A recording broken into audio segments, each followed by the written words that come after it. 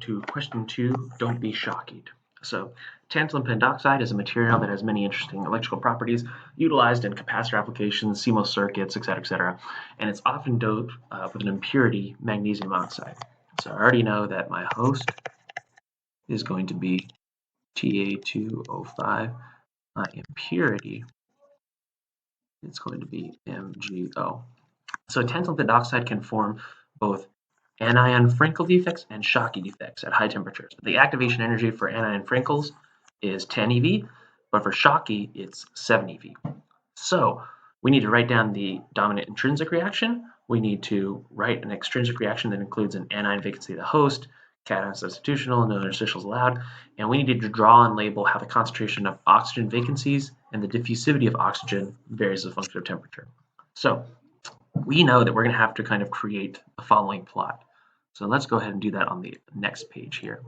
So I need to look at I need a plot of how the log of the concentration of vacancies of oxygen, which I know is going to be 2 plus here, as a function of 1 divided by T.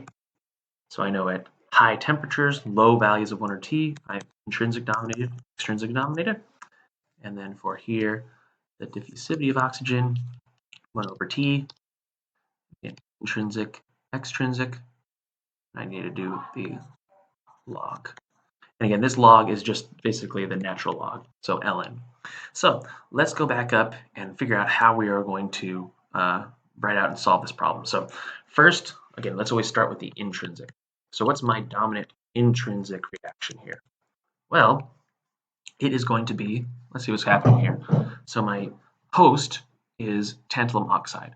So Frankel defect activation energy is 10 eV, but Schottky is 7, so Schottky is easier to form, so that's going to be the one that's dominating. So null goes to vacancy in tantalum plus vacancy in oxygen.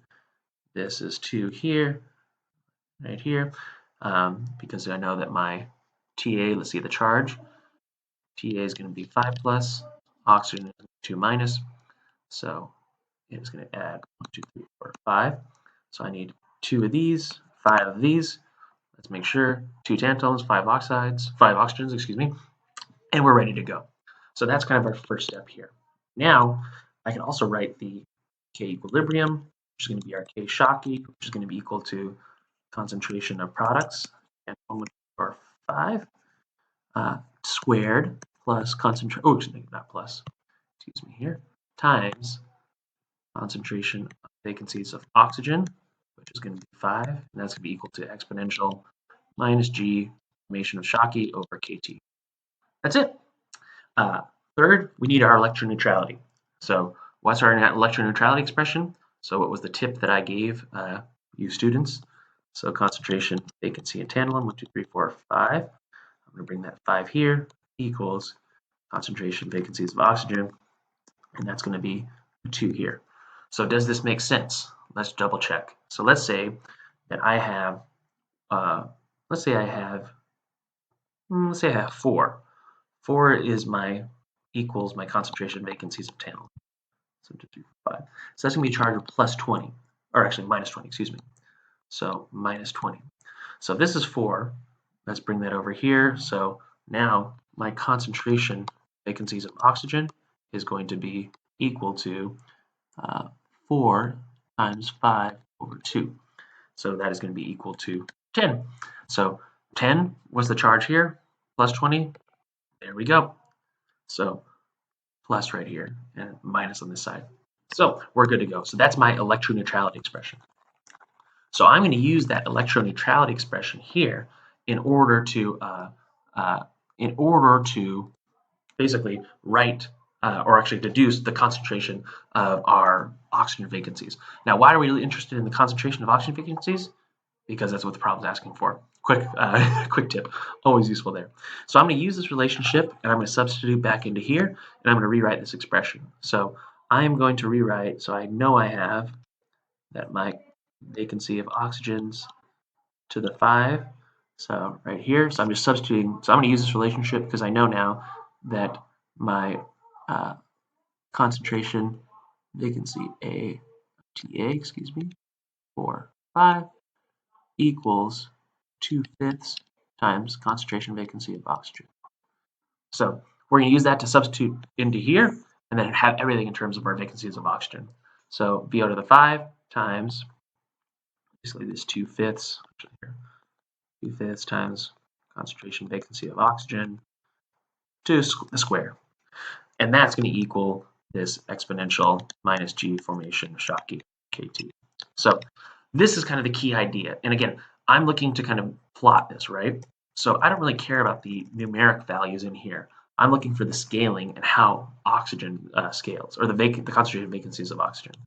So the vacancies of oxygen now is to the 7th power, and that scales as exponential minus G formation of Schottky T. And so now I'm left with this. So the concentration vacancy here is proportional to exponential minus G formation of Schottky over 7 kT. So there we go. I'm good to go. So that is the intrinsic reaction. So I can label this plot, or the slope, because my relationship is this. Concentration vacancy of oxygen proportional to exponential minus G formation of Schottky over T, 7 kT. So if I take the natural log here, the exponential disappears. I'm plotting as a function of 1 over t, so my slope is minus g formation of Schottky over 7k. So that takes care of my concentration of vacancies of oxygen. Now, how is the diffusion going to behave in this regime? So we know our expression for diffusivity is equal to our hopping factor times our jump distance squared times f over 2d, where d is equal to 3, f equal to 1, and we have this parameter as well. So none of these parameters scale with temperature. But we know that our hopping factor is going to scale as exponential minus g migration over kt. So we're going to have this term that has a function or a relationship with temperature. So we also know that the diffusion of a component, oxygen, in this example, is going in an ionic crystal, is going to scale with the concentration of the vacancies in oxygen. So in the intrinsic regime, we have this expression on how oxygen varies as a function of temperature. So we are going to end up with a relationship like this for the intrinsic. So it's going to be this hopping parameter, exponential minus gm over kt, times exponential minus g formation of Schottky over 7kt. So you are going to kind of add those two together, or subtract those two together. Yeah, it's going to end up with a slope of minus gm. You're always going to have this m over k minus g formation of Schottky over 7k. That's it. Now, let's take a peek at what's happening in the extrinsic regime. So where am I at here? Here we go. So now let's look at an extrinsic reaction. So I know my impurity goes on this side. So MgO is going to be incorporated into my host crystal, Ta2O5. So here's the question now. I need to write an extrinsic reaction that includes an anion vacancy of the host. First off, I know I'm interested in basically writing a reaction in the extrinsic regime and then figuring out how does the concentration of O vacancies. So I know I'm going to have oxygen vacancies here. So that's what I'm looking for. I'm looking for the concentration of oxygen vacancies and the diffusion of oxygen. So I have my Ta2O5. Let me kind of clean that up a little bit. Here we go. Ta2O5.